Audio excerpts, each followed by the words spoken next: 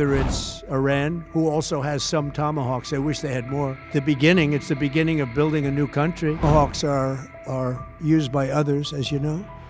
Numerous other nations have Tomahawks. They buy them from us. Here we go. Let's do it the hard way. But the hard way, I think, is probably the easy way. Had Operation Midnight Hammer not taken place, that was definite. Missile strike and a Tomahawk missile likely destroyed that Iranian girls' school. So will the U.S. accept any responsibility? Well, I haven't seen it, and I will say that the Tomahawk, which is one of the most powerful weapons around, is used by, is sold and used by other countries, you know that.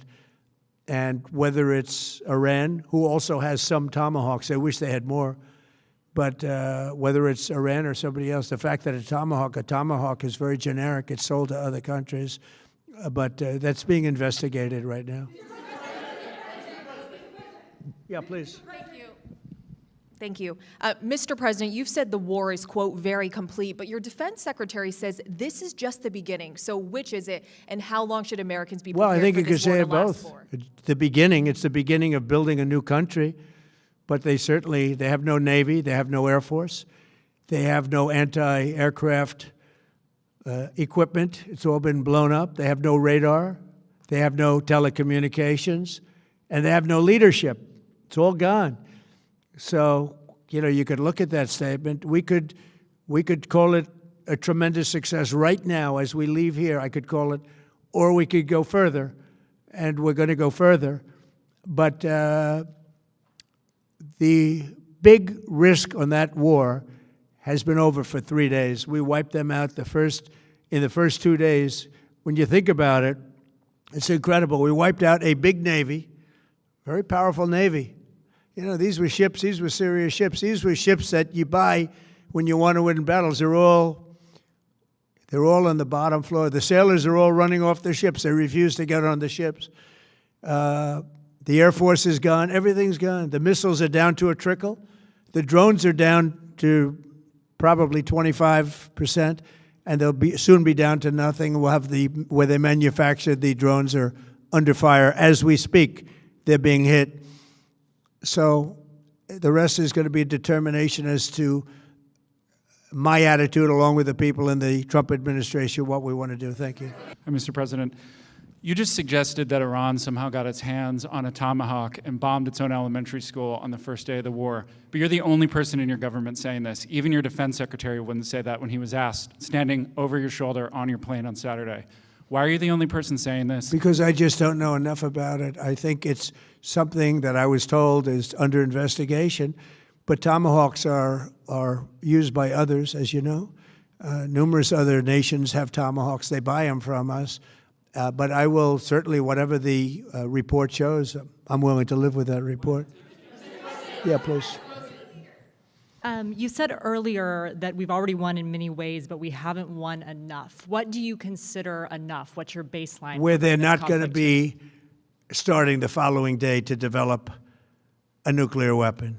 Where they'll look at that man and some other people from the administration and say, all right, we're not going to do it. They were not willing to say that. And when Steve called up and he said that to me, I said, well, here we go. Let's do it the hard way. But the hard way, I think, is probably the easy way. When basically I can see that they will no longer have any capacity whatsoever for a very long period of time of developing weaponry that can be used against the United States, Israel, or any of our allies. We have great allies in the Middle East, great countries that are allies. And they were staying out of it until they got hit. Someday they'll have to do a story. Why did he do that? Why did they do that? But they were going to hit them. If I didn't hit them first, they were going to hit our allies first. I believe, upon information and belief, but I believe that he was going to, they were going to take over the Middle East. They were looking to take over the Middle East. Now, had Operation Midnight Hammer not taken place, that was definite, because they would have had a nuclear weapon within a matter of weeks. But that took place. That was a setback. But look at the number of missiles they were able to buy and make over the last 6 months. And those missiles were aimed at various countries. And when you look at over 1,000 missiles shot at like UAE, they were looking to take over the Middle East. We got there first. We're lucky. I'll tell you what, the Middle East and those countries, very rich countries, are very lucky that I was president instead of somebody else. Mr.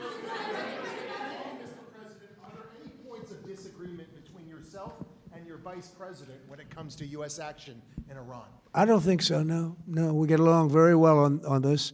He was, I would say, philosophically a little bit different than me. I think he was maybe less enthusiastic about going, but he was quite enthusiastic. But I felt it was something we had to do. I didn't feel we had a choice. If we didn't do it, they would have done it to us. I felt, based on the negotiations that were being had by Steve Witkoff and Jared Kushner and Marco and Pete, and everybody was involved, I felt that they were looking to tap us along before they hit, and I thought they were going to hit. And if they hit us first, that would have been a very bad thing. In the back, please, in the back. Sir, you said you're considering seizing the Strait of Hormuz. Is there a timeline for that? About the strait, you mean? Yeah, well, I want to keep it open. I want to keep it good. You know, it doesn't pertain to us so much as it does to China. We're really helping China here and other countries because they get a lot of their energy from the straits. But, hey, look, we have a good relationship with China. It's my honor to do it. Yeah. Supreme Leader, you have called him an unacceptable choice. So does he have a target on his back? And how can you say I don't want to say whether or not he does because that would be inappropriate. But, hey, look, I had a target on my back because, as you people wrote pretty well, they caught the assassin that was after me. So we just got them first. But they caught the assassin. They have him now in custody that was after me. So, you know, but people don't like to mention that. But they did catch him. And I'd like to congratulate our military, Secret Service, FBI, all of the people that worked on that. But they did. Yeah, please. Go ahead. No, go ahead, please. Thank you, Mr. President. You promised the Iranian people you would help them, but it sounds like you're willing to end this fight after your military objectives have wrapped up. Isn't that a betrayal of the people? Will I help them? I'd like to, if they can behave, but they've been very menacing. You know, they're great people. They have an amazing population. It's amazing, smart, brilliant, energetic. They have a great, I'd love to help them, but they have to be in a system that allows them to be helped. And right now they're in a system that only allows failure. And I don't want that. And I want a system that's not going to be attacking us. We want a system that can lead to many years of peace. And if we can't have that, we might as well get it over with right now. Yeah, please. Mr. President, as of today, there have been 8 U.S. military fatalities associated with the war in Iran. How many American deaths are you willing to have in this war? Well, as I said before, when you have conflicts like this, you always have death. And I was at Dover yesterday. I met the parents, and they were unbelievable people. They were unbelievable people, but they all had one thing in common. They said to me one thing, every single one, finish the job, sir. Please finish the job. And I'll leave you at that. Thank you very much, everybody. Thank you.